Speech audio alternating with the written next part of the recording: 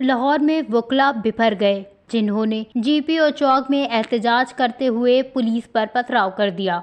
वकला ने रुकावटें हटाकर हाई कोर्ट के अंदर जाने की कोशिश की। पुलिस ने वकला को मुंतशिर करने के लिए इन पर लाठी चार्ज और शेलिंग की। वाटर कैनन का भी इस्तेमाल किया गया, जिसके बाद पुलिस की जानिब से 50 से ज्यादा वकला को हिरासत में ले लिया गया। लाहौर में एहतजाज करने वाले वकला को पुलिस ने गिरफ्तार करके कैदियों की वैन में डाल दिया। पुलिस और वकला के दरमियान होने वाली झड़पों में एक एसपी और 2 एसएचओ जख्मी हुए। पुलिस ने बैरियर लगाकर लाहौर हाई कोर्ट के मेन गेट का रास्ता बंद कर दिया और मुजाहरा करने वाले एक वकील को गिरफ्तार कर लिया। जजेस गेट पर पुलिस की भारी नफरी तैनात कर दी गई, जबकि लाहौर हाई कोर्ट के अहाते में भी पुलिस की भारी नफरी मौजूद रही। अलावा अजा वकला ने अपने एहतजाज के दौरान अदालतें भी खाली करवा ली। वकला की जानिब से पहली अदालत जस्टिस अनवारुल हक पन्नू की खाली करवाई गई। इनकी अदालत से साइलिन को बाहर निकाल दिया गया। डीआईजी ऑपरेशंस कामरान फैसल वकला से मुज़ाकरात के लिए पहुंचे, मगर वकला का कहना था कि हाई कोर्ट में जर्नल हाउस का इजलास किए बगैर वापस नहीं जाएंगे।